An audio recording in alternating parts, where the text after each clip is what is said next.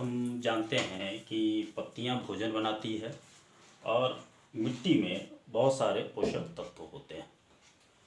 तो अब ये प्रश्न है कि जब ये पत्तियां भोजन बनाती है तो वो पौधों के विभिन्न भागों में कैसे पहुंचती है।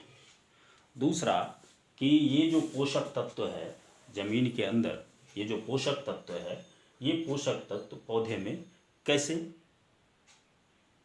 भेजा जाता है।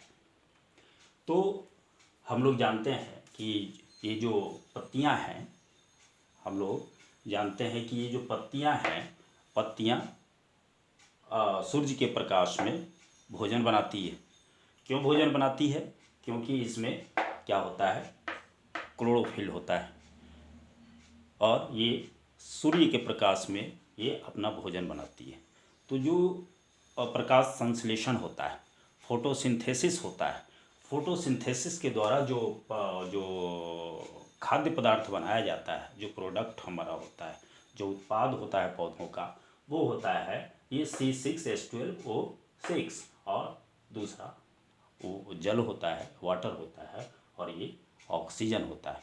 और ऑक्सीजन क्या है, हम जानते हैं कि ये गैस होता है जो हम लोगों को वायुमंडल में इसको भेज दिया जाता है। बाकी का जो पोषक तत्व है, और जानते हैं कि हम लोग कि ये जो वाटर होता है, वाष्प वेपोराइजेशन होता है, वेपोराइजेशन होता है तो यहाँ आपका जो वाटर है, जल है, इसका महत्व खुद समझ में आ जाती है। अब ये है जो ये C6H12O6 है, वो आता कैसे है, और ये यहाँ पर जो पोषक तत्व है, मिट्टी में जो पोषक तत्व हैं, वो कैसे पौधों में बढ़ता है। तो हम जानते हैं कि 18 प्रकार का कुल पोषक तत्व होता है जो कि महत्वपूर्ण होता है पौधों के लिए। वो क्या है, उसको हम दो कैटेगरी में बांट सकते हैं। एक है सूक्ष्म पोषक तत्व और प्राइमरी और सेकेंडरी पोषक तत्व होता है। ये जो सूक्ष्म पोषक तत्व है, जैसा हम जानते हैं कि जिंक होता है, आयरन होता है, कॉपर होता है, बोरॉन होता है, मैग्नीज होता है, माल्बोडियम होता है, कोबाल्ट होता है, निकेल होता है और सोडियम होता है। ये जो माइक्रो न्यूट्रिएंट्स है, मतलब सूक्ष्म पोषक तत्व होता है। और अन्य जो महत्वपूर्ण पोषक तत्व है, जैसा कि जानते हैं सभी आदमी, कार्बन होता है, हाइड्रोजन होता है, ऑक्सीजन होता है, नाइट्रोजन होता है, फास्फोरस होता है, पोटास होता है, कैल्शियम होता है, मैग्नीशियम होता है और हमारा सल्फर होता है। अब ये जो डिकम्पोज होता है, ये जो जड़ है, जड़ इस डिकम्पोज्ड मिनरल्स को, वाटर को कैसे एब्जॉर्ब करके पौधे के विभिन्न भागों में ये पहुंचता है। तो ये दो प्रकार के टिश्यू होते हैं। एक होता है आपको जाइलम टिश्यू होता है और एक होता है फ्लोएम टिश्यू होता है। तो ये टिश्यू फ्लोएम टिश्यू और जाइलम टिश्यू, फ्लोएम उत्तक और जाइलम उत्तक, ये वेस्कुलर टिश्यू होता है। वेस्कुलर टिश्यू दो प्रकार का होता है, एक होता है फ्लोएम टिश्यू, दूसरा होता है जाइलम टिश्यू। यही महत्वपूर्ण भूमिका निभाता है वेस्कुलेशन का। ऊपर से जितने सारे जो खाद्य पदार्थ हैं, इसको पौधे के विभिन्न भागों में पहुंचाना, और जो ये डिकम्पोज्ड मिनरल्स है, विघटित जो खनिज पदार्थ जल है, इसको पौधे के विभिन्न भागों में पहुंचाना। तो इसमें कन्फ्यूज़न होता है।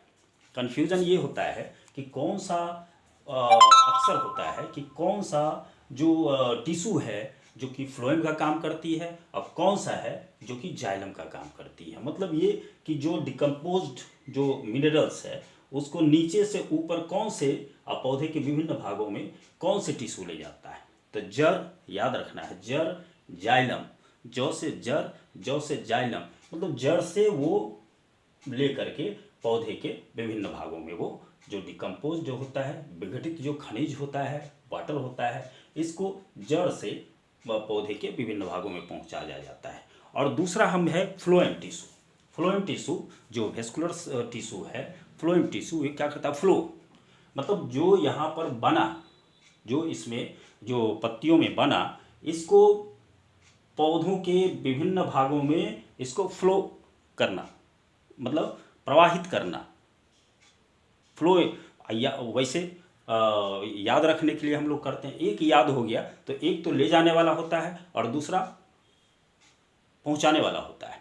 तो ले जाने वाला जर याद रखना है हम लोग को, जाइलम जौ से जर, जौ से जाइलम रूट, और दूसरा हमारा क्लियर हो गया कि वो दूसरा फ्लोएम होगा, जो कि जो भी यहाँ पे क्या कहते हैं फूड बनता है, जो भी ये घुलनशील कार्बनिक पदार्थ है, ये घुलनशील कार्बनिक पदार्थ है, इसको पौधे के विभिन्न भागों में कौन सा पहुंचाता है टिश्यू, वो कौन सा वेस्कुलर टिश्यू है, वो है फ्लोएम टिश्यू। और जड़ से जो भी डिकम्पोज्ड मिनरल्स है, वाटर है, ये जो पोषक तत्व हैं, इनको पौधे के विभिन्न भागों में कौन पहुंचाता है, तो ये हमारा जाइलम टिश्यू है। आज के वीडियो में बस इतना ही, नेक्स्ट वीडियो में फिर हम मिलेंगे। Thank you.